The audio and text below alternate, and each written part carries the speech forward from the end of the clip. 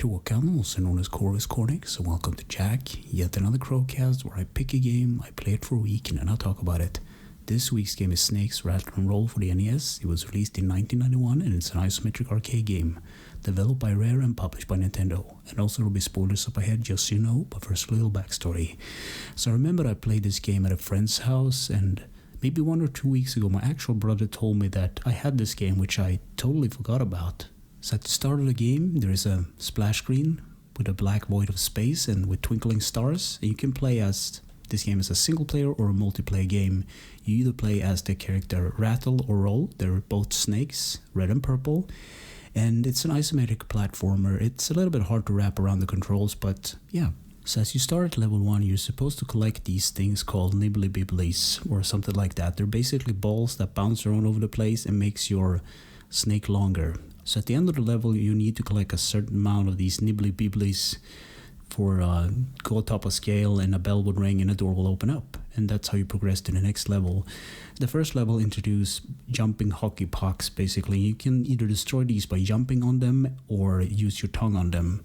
There are also these enemies that turn up when you enter the water and they chase you down like Jaws, and a menacing little tune will play. So throughout the levels you collect these things called nibblies, and they're dispensed through a nibbley dispenser machine. It looks like a sort of instrument, like a tuba or a trumpet. Yeah, there are also collectibles. There are these flashing Ys or E's, I guess, and I guess these will give you longer tongues. You can also collect extra lives. And by the way, this game also has a countdown, so you can actually get a game over if you don't finish or collect enough nibblies throughout the levels during the time.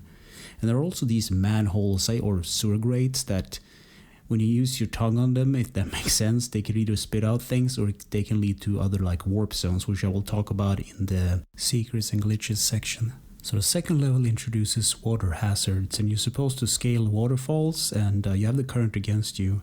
And during this level you collect these diamonds, and I believe they're just for points only. After all, this is just an arcade game. So the third level introduces these hungry toilet seats that just tries to eat you. And the concept of falling down from high ledges, which produces a screaming effect from the snake itself. And it also introduces these nibblies that run around all over the stage with legs.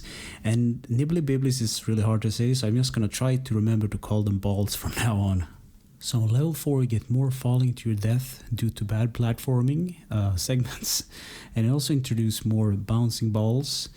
And at the end of the stage, there's like this high ledge where anvils would drop down on you from above, which is kind of funny, like an Acme kind of cartoon thingy. So level 5 introduces a new type of tile graphic. It looks like a sort of a castle tile, if that makes sense. And this stage also introduced the flying carpets, which are used for platforms to jump over spikes. And this stage had also flying balls that you can try to eat. So level 6 introduces jumping bell enemies, which can take a lot of hits, and there are more waterfalls in this stage. And the music ramps up in this part and it gets super dramatic. So level 7 introduced drill-like enemies, and I don't think you can jump on them, but I didn't have a lot of life, so I didn't bother trying at this point.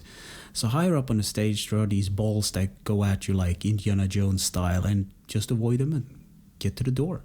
So level 8 introduces underwater sequence where you eat balls that looks like fish and you go through this process from pool to pool. So level 9 introduces slippery physics while avoiding enemies and stuff, and it also introduces helicopter balls, which is kind of fun to say. So level 10 introduces these ice physics with more slipping around, and the platforming in this level is impossible. I don't know how I can beat it. At least it's one of those things that my brain doesn't really comprehend the isometric kind of view, because you go in 45 degrees all the time. You don't go like left and right, up and down. You go in 45 degrees. So I don't know, it's one of those things when you go in on a flat plane, if that makes sense. It's just easier to turn around in your like snake form or whatever, but when you're supposed to do precise platforming on ice, that's no. So on the final level of the NES version, level 11, you are on what looks like a giant cheese, and you are fighting this giant foot that has a flag on it. Try to defeat or lick it to death while giant balls fall from the sky. And once you beat the gross foot, you jump into a UFO, and there is like an credit screen, and it ends with snakes in space, which was supposed to be the follow-up to this game, but I don't think that happened.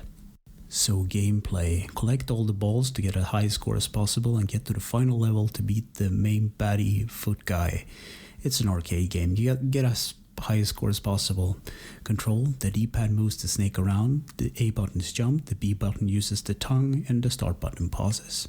Graphics: so this game goes for the isometric view. It's like a 3D effect, but it's still in a 2D plane, if that makes sense. It looks kind of fresh, but the colors are a bit monotone, but it's a minor nitpick. It's an interesting concept. I believe there's a similar game with the isometric view called Marble Madness, or the game Diablo 2 would be a better example if we're talking about isometric views. Sound and music. So David Wise made the soundtrack for this game, and it's a cool thing that it does when you pause the game, so the beat continues with less instruments. And there was a cool thing I found in the wiki page. So this soundtrack is supposed to be influenced by 50s music. So the original track is actually a remix of Billy Haley's and his Comets. And it's actually kind of funny because this game is actually tied to space in the end. So Easter eggs, secrets, and glitches. So this game, just like Battletoads, another rare game, it has warp zones. So at the start of the first level, you can go on a tiny little island which has nothing on it, and you put your tongue out and you'll be warped into level 3.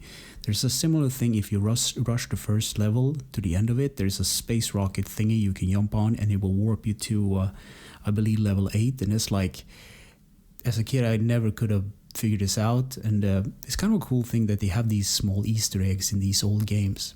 So in conclusion, I wrote, yes, try it if you want to try something different. So I like the music and I like the graphical sprite work. It's nice. I don't like the isometric controls, and it doesn't work with me when I try to do platforming and being precise about it.